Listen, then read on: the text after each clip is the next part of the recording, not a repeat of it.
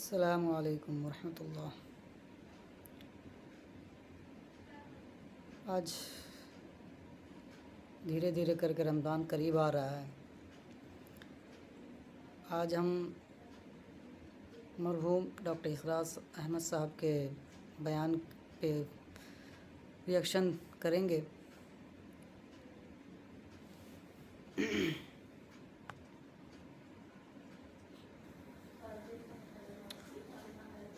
موضوع ہے رمضان کا استقبال کیسے کرنا چاہیے۔ تو آئیے سنتے ہیں مرحوم ڈاکٹر اخلاص احمد صاحب کے بیان۔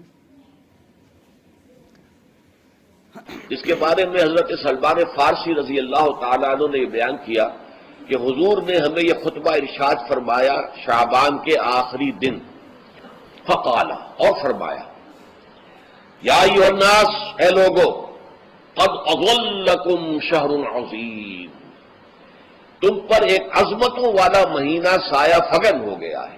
ظل کہتے ہیں سائے کو، اظلکم تم پر سایہ فگن ہو گیا ہے، ایک بہت عظمتوں والا مہینہ۔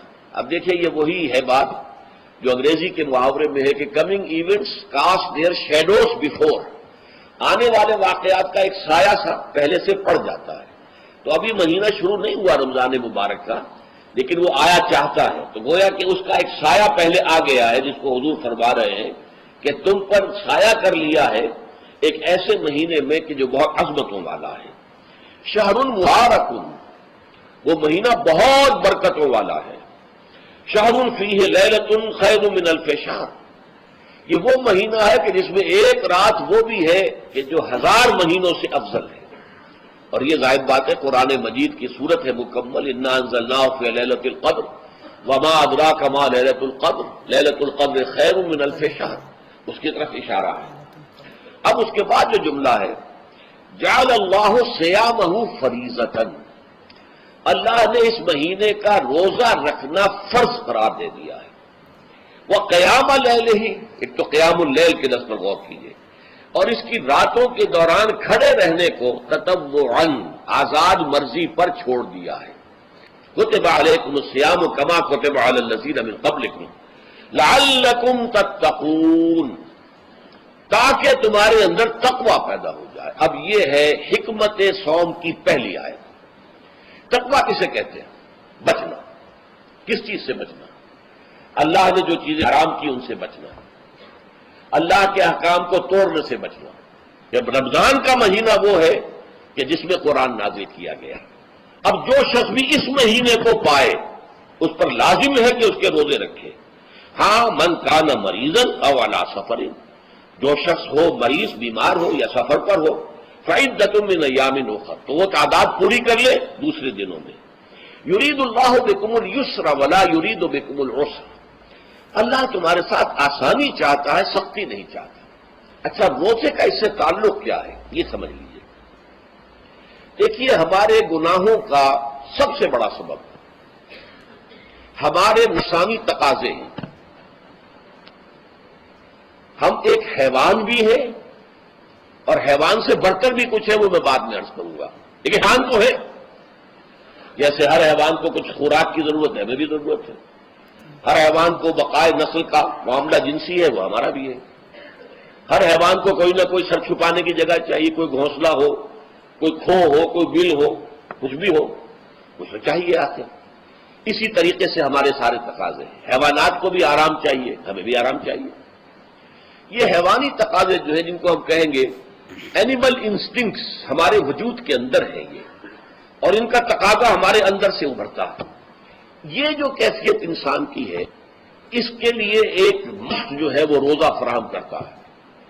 روزے کے آپ نے 12، 13، 14 گھنٹے کا بھی روزہ ہوتا ہے، بعض جگہوں پر 16، 17 گھنٹے کا روزہ ہوتا ہے۔ اس عرصے میں آپ اپنے نفس کو حلال چیزوں سے بھی روکے رکھتے ہیں۔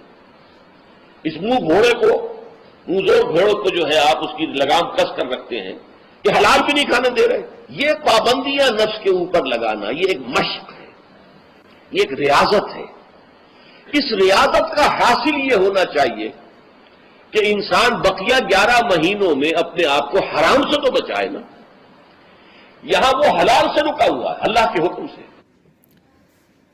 ہاں، رمضان کے بعد 11 مہینے میں، مطلب جس میں بتا رہے ہیں کہ رمضان کے بعد جو 11 مہینہ بچتا ہے، 1 مہینہ رمضان ہو گیا، اس کو بھی اسی مہینے کی طرح گزاریں. آئیے. کہ حلال چیز بھی نہیں کھا رہا، دن بھر نہیں پی رہا، دن بھر نہیں اپنی کوئی شہوت پوری کر رہا، دن بھر حلال ذرائع سے بھی، تو اس سے اس کے اندر یہ ایک جس کو ہم کہیں گے سیلف کنٹرول پیدا ہو جائے، اپنے نفس کو قابو میں کر لے. یہ گویا کہ اس کا سب سے پہلا اس روزے کی ریاضت، روزے کی مشق کے حوالے سے یہ اس کی حکمت ہوئی کہ اس سے کے ذریعے سے انسان میں سیلف کنٹرول پیدا ہو جائے، ضبط نفس. شہر رمضان الذی انزل فیہ القرآن ھدی للناس وبینات من الھدی والفرقان. یہ قرآن کیا ہے، کیا بنا کر نازل کیا گیا، یہ حال ہے. یہ لوگوں کے لیے، پوری نوع انسانی کے لیے ہدایت ہے، اور یہ ہدایت بینات کی شکل میں آئی، واضح تعلیمات جن میں کوئی شک و شبے کی گنجائش نہیں. از خود روشن، بینہ اسے کہتے ہیں وہ شے جو از خود روشن ہو، جس کو ہم کہتے ہیں کہ آفتاب آمد، دلیل آفتاب. جب سورج طلوع ہو گیا تو اپنے وجود پر وہ خود دلیل ہے، اسے کسی اور دلیل سے ثابت کرنے کی ضرورت نہیں ہے، از خود واضح. تو بینات من الہدی، جو قرآن کی بنیادی ہدایت ہے وہ بینات پر مشتمل ہے، واضح چیز ہے، جو انسان کے لیے، اس کی فطرت کے لیے جانی پہچانی چیزیں ہیں. یہ کوئی باہر کی چیز نہیں آ رہی ہے، اس کے قلب کی گہرائیوں کے اندر یہ سب کچھ موجود ہے، اور اس کی گواہی اس کے قلب کی گہرائیوں سے نکلتی ہے. جہاں دیکھنا تقریر کی لذت کے جو اس نے کہا، میں نے یہ جانا کہ گویا یہی میرے دل میں ہے، اس نے تو میرے اپنی فطرت کی ترجمانی کی ہے. والفرقان، بینات من الہدی والفرقان، یہ بینات کا اطلاق فرقان پر بھی ہو رہا ہے، حق و باطل کے اندر فرق کر دینے والی شے. بین صورت میں یہ حق ہے، یہ باطل ہے، یہ جائز ہے، یہ ناجائز ہے، یہ غلط ہے، یہ صحیح ہے. یہ ہے قرآن مجید کی عظمت کا بیان. ان رسول اللہ صلی اللہ علیہ وسلم قال، کہ اللہ کے رسول صلی اللہ علیہ وسلم نے فرمایا، الصیام والقرآن یشفعان للعبد. روزہ اور قرآن بندے کے حق میں شفاعت کریں گے.